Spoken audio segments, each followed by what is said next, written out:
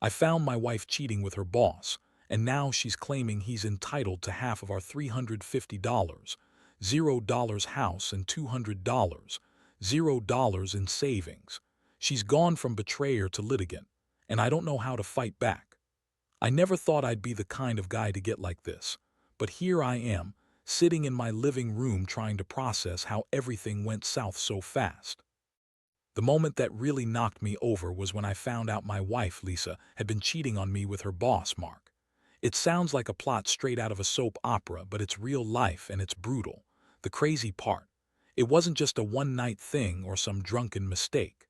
No, she's been sneaking around with him for months, and I only caught her because of a series of tiny, almost insignificant clues that added up. It all started about 3 months ago. Lisa had been acting weird, more secretive, avoiding my questions, and suddenly she was always on her phone late at night. At first, I thought she was just stressed at work or maybe dealing with some personal stuff. But then I noticed.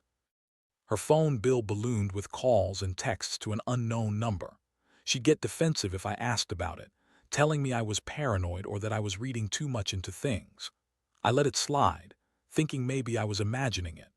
Then came the little things, her scent on her clothes that I didn't recognize, or her canceling plans last minute with a flimsy excuse about a work emergency. She started coming home later and later, claiming she was working late or had to stay for important meetings. I remember one night I got curious and checked her phone when she was in the shower. That's when I saw the texts. Simple, flirty messages that quickly turned into more suggestive ones. I saw pictures, nothing explicit but enough to tell me that something was going on. It was a punch in the gut. I felt my stomach drop and my hands tremble. I didn't want to jump to conclusions, but the evidence was clear enough. I knew I had to confront her. The next day, I waited until she got home from work, heart pounding like I'd run a marathon.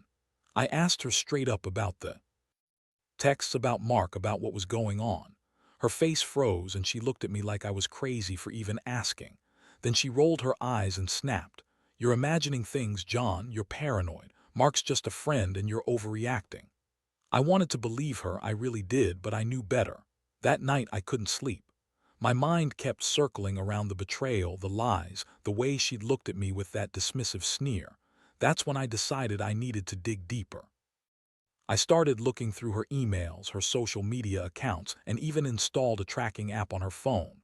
What I found was worse than I expected: conversations about meeting up, plans to hide things from me, and some explicit messages that made my stomach turn. I realized she'd been lying to my face for months. I felt a mixture of rage, heartbreak, and confusion. How could she do this to me? After 10 years of marriage, I thought we had something real. I never thought she'd cheat, especially with her boss, Mark, a guy who's always been a bit of a douchebag, smarmy, arrogant, the kind of guy who thinks he's better than everyone else. And now I was stuck with the reality that she'd been betraying me all this time, and I had no idea how to fight back. I wasn't just hurt, I was furious. I couldn't believe I was in this situation, feeling so powerless and stupid for not seeing it coming. I started planning my next move. I knew I had to confront her again, but this time with more evidence. I wanted her to know I wasn't naive anymore. But beneath all the anger, there was a part of me that felt crushed.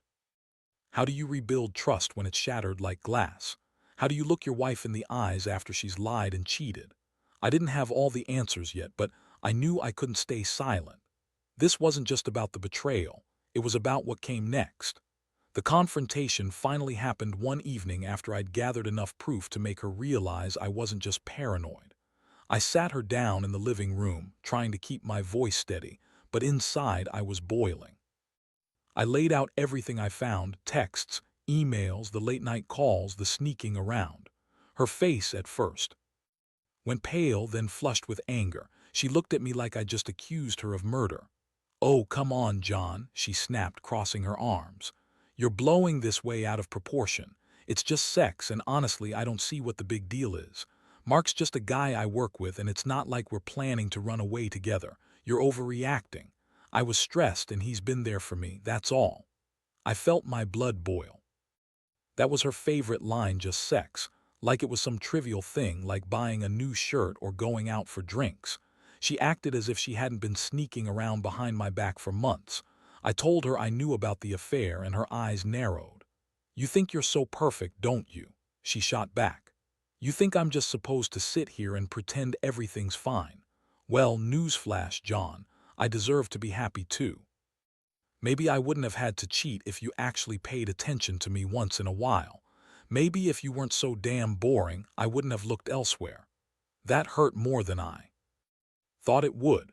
Her words cut deep, not just because they were untrue, but because they came from someone I'd trusted for so long. I felt my fists clench, but I kept my cool. I told her I wasn't going to let her dismiss what she'd done so easily. I demanded she admit the truth, no more lies, no more excuses. She hesitated, then finally spat out, "Fine, yes, I've been seeing Mark. But it's not like it's serious. It's just sex, remember. It's not about love or anything meaningful. I don't want to lose everything over a mistake." Her voice was cold, dismissive, like she was trying to minimize the damage she caused. That's when I realized how callous she'd become. She was more upset about losing her job or her reputation than she was about betraying me.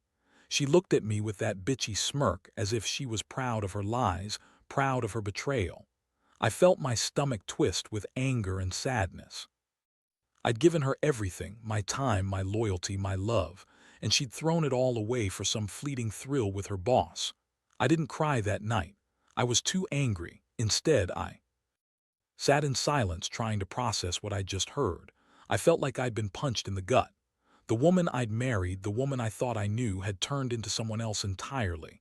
And the worst part, she was still lying, still trying to convince me it was nothing, just sex. But I knew better. I knew it was so much more than that.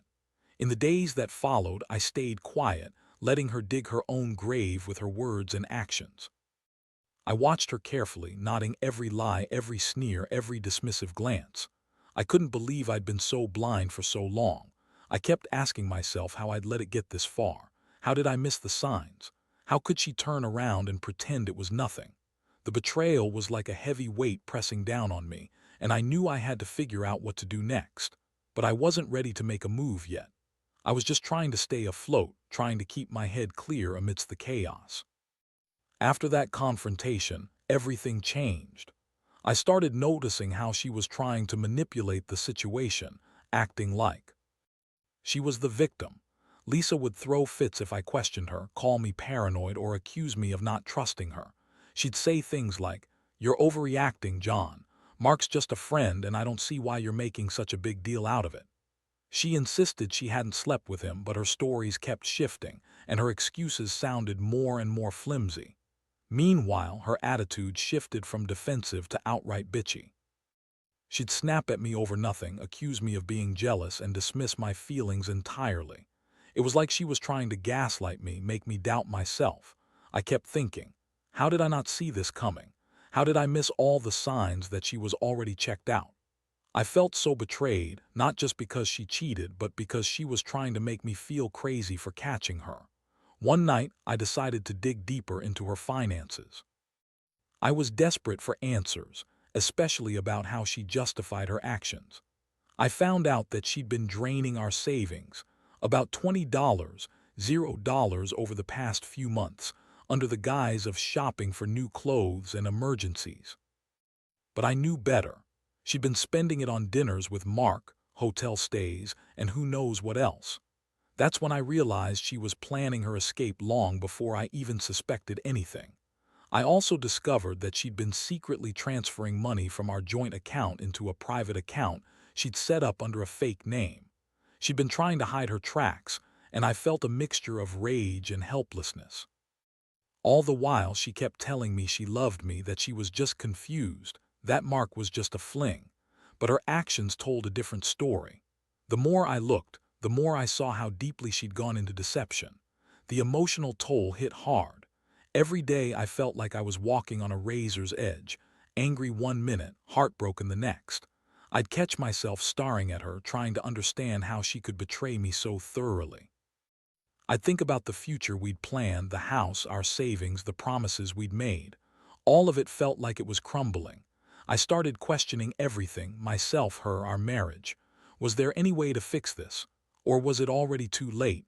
Meanwhile, she kept up the act of being the innocent victim, even going as far as to accuse me of being controlling or paranoid. "You don't trust me," she'd say. "You're just insecure because I'm successful and attractive.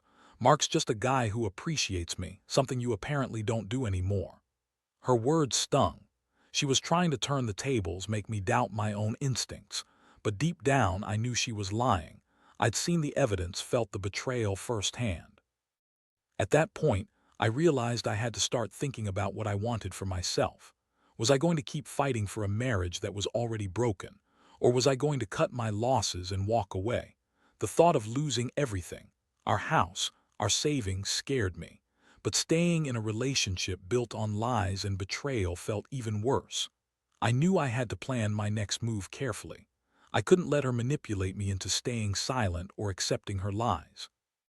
I had to be smarter, tougher, and ready to fight for what was rightfully mine, whether that was my dignity, my money, or my future.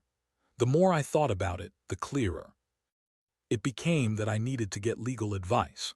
I couldn't just sit around hoping she'd change or that her guilt would somehow make her confess everything.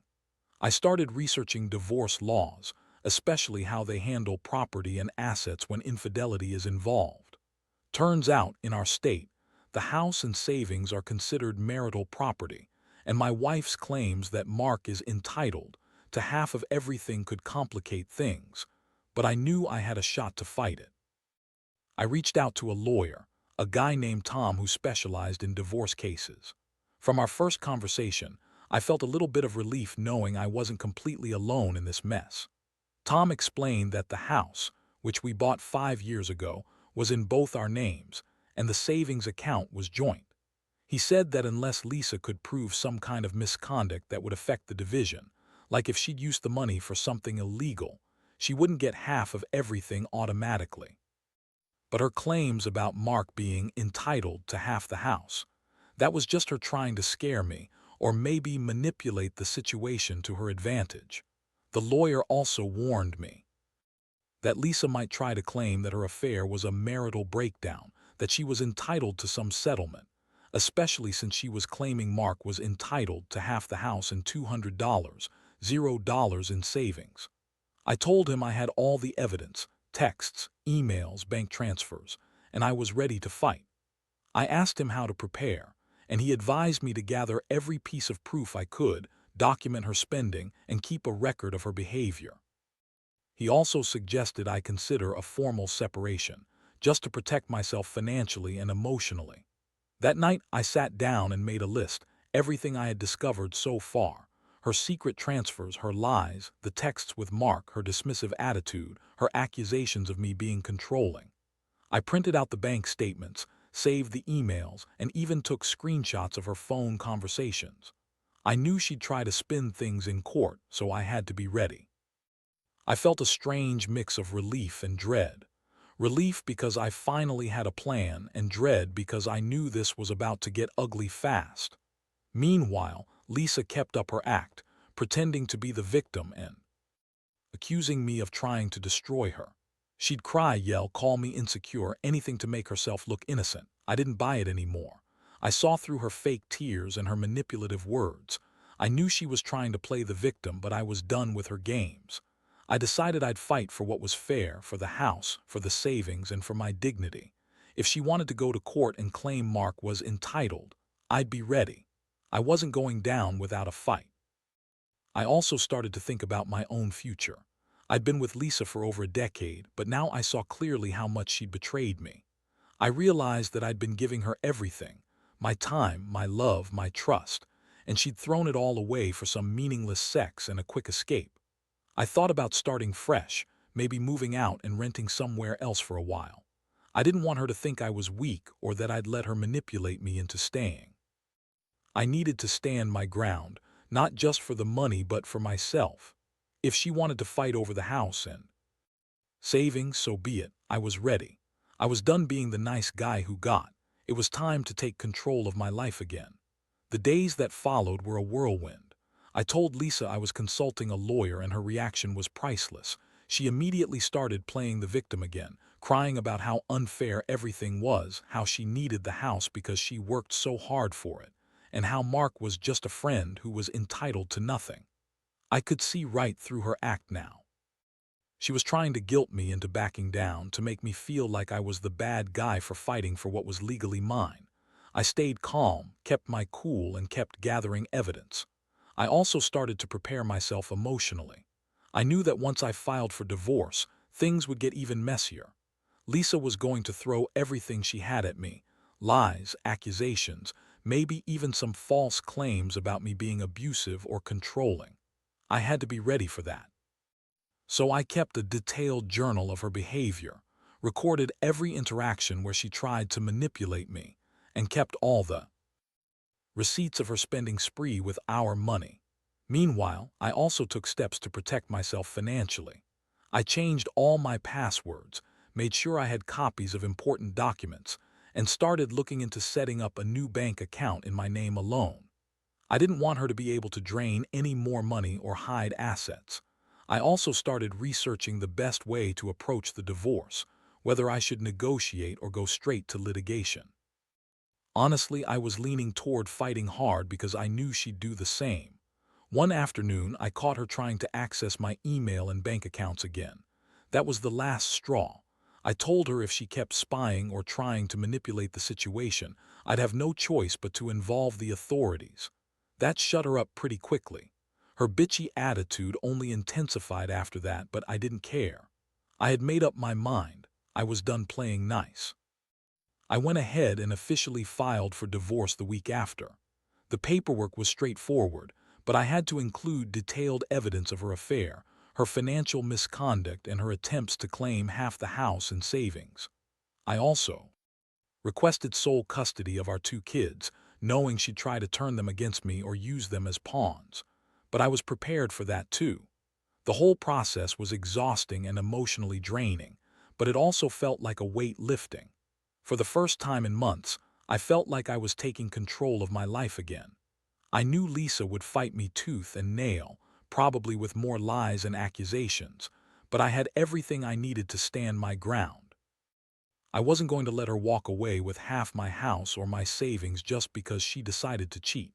I'd fought for everything I had: my home, my money, my dignity, and I was ready to see it through to the end. The betrayal had cut deep, but I was determined to come out on the other side stronger. The court dates came and went faster than I expected. Lisa showed up with her typical bitchy smirk, trying to look innocent, but I could see right through her act now. She brought her own lawyer, obviously trying to spin her lies about how she was entitled to half the house and the savings, claims that, honestly, made me laugh inside. I had all the evidence, and I knew that the judge would see through her bullshit. When it was my turn to speak, I laid out everything: the texts, the bank transfers, her attempts to hide assets, her dismissive attitude, and her affair with Mark. I kept it clear, factual, and unemotional, knowing that the truth was on my side. I also presented the evidence of her financial misconduct and her attempts to manipulate the situation. I could see her lawyer scrambling to respond, but it was too late. The judge listened carefully, and it was obvious she saw through Lisa's lies. In the end, the judge awarded me full ownership of the house, citing that Lisa's infidelity and financial misconduct voided her claims to half of our assets. The $200, $0 in savings was also awarded to me, as she had no legitimate claim to it. Lisa looked furious, but she knew she'd lost. She tried to argue that Mark was entitled to some share, but the judge dismissed that outright, calling her claims baseless and manipulative. I felt a strange sense of relief, finally seeing justice done after months of betrayal and chaos. Aftermath was a relief, but also a wake-up call. Lisa moved out, and I started the process of rebuilding my life. I took some time to reflect on everything that happened: how trust can be shattered in an instant, how greed and betrayal can destroy even the strongest relationships. I learned that fighting for what's right is never easy, but it's necessary. I also realized I'd been naive for too long, trusting someone who clearly didn't deserve that trust. Now I focus on my kids, my career, and rebuilding my sense of self. The pain of betrayal still lingers, but I feel stronger knowing I stood my ground. I want anyone else out there going through something similar to know this. Don't let anyone cheat you out of what's rightfully yours. Fight for yourself, for your dignity, and for your future. Trust is fragile, but your resolve doesn't have to be. I hope my story serves as a warning and a reminder. Sometimes, the biggest betrayals come from those we love, but we're stronger than we think when we stand up and fight back.